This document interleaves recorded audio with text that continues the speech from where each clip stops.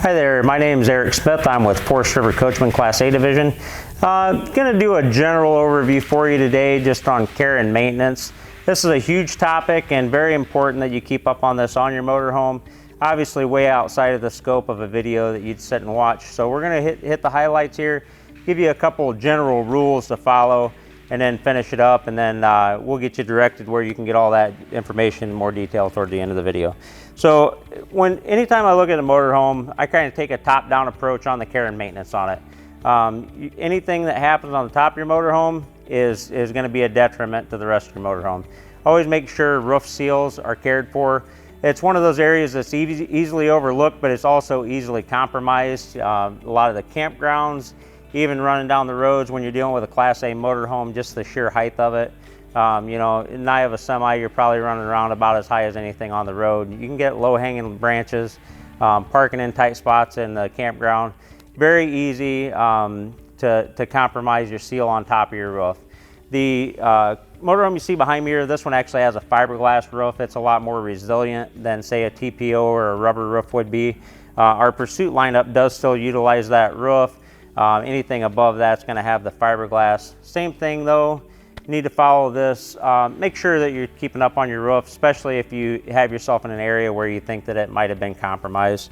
Those seals on the roof, you're going to want to take a look at those things a couple times a year and look at getting them resealed. If you see any signs of cracking or drying separation anywhere on it, you know, that's a good time to start looking at actually getting it resealed. You can always spot seal. If you see something, you know, just one little spot and it's an outlier, you know, this seal does have a tendency to kind of shrink as time goes on. It stays pretty pliable, but it will shrink away. So it's not a bad idea to just keep a tube or two of seal around with you. As you look at it, see a thing that needs spot seals, seal it up.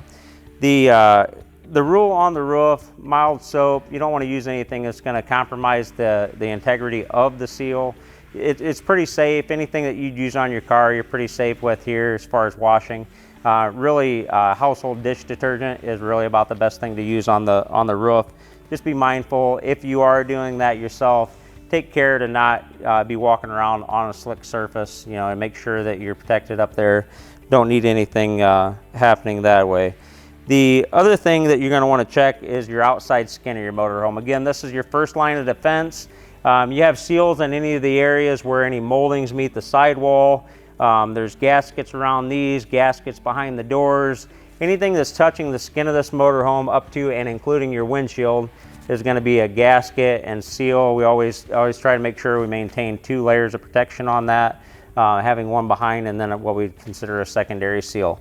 If you see anything cracking, again, you know, spot sealing is fine, but there's going to be a time where you're going to want to just have the motorhome cleaned up, get the old seal off of there. It just becomes a liability at that point. Get the seals off of there and reseal it. One thing with your fiberglass skins, you got fiberglass cap on these motorhomes. And oftentimes fiberglass doors, this happens to be fiberglass, but the doors on this are aluminum. But anytime you have a scratch in the paint, chip or anything like that, the longer you leave that exposed to water, the more problem that can create for you. It can get in behind the paint, cause the paint to blister, it can cause the fiberglass to deteriorate. Really just staying on top of it. Again, you can treat the side of this just like you do your car. You can wax this just like you do your car. You can wash it with any detergent you wash your car with. Treat it like your car, and it'll continue to treat you like your car does. It'll be beautiful for a long, long time. The propane system is another thing that's often neglected. These things have a lot of propane lines beneath the motorhome. They peek out and around. There's a lot of road debris out there. There's a lot of things that get kicked up on the road that could come up and damage the system. Not a bad idea to just do a bleed down test on these just to make sure that you don't have anything funny happening there. We do have preventative measures on the inside of the motorhome to help detect that stuff, but you know, ounce of prevention. So lights, anytime you head out on the road, good idea to just kick your lights on. You can see I got just the running lights turned on right now. Just turn them on, run around them real quick. If you're traveling with somebody, you know, hit your turn signals. If you can check those before you head out on the road, make sure that you've got everything functioning. You're not going to have a problem out there. just makes it that much safer of a trip. Anything that has exterior vents, you're going to want to make sure that those aren't left uncovered if you're going to be storing away for a long time. You don't need any critters or anything finding a way in and making a home for you. Long-term maintenance, again, your batteries. Batteries, regardless of whether they have a strain on them or not, those are going to deteriorate the charge over time. 30 to 45 days is a good rule of thumb. Make sure you're checking them every 30 days or so. If you find the batteries are less than 80%, really good time to make sure you're recharging them. The longer a battery goes in a discharged state, the less lifespan you're going to get out of that battery. When it's charged back to full, it basically just lowers the capacity of that. So make sure you're staying on top of your charge. Again, the real word here is prevention.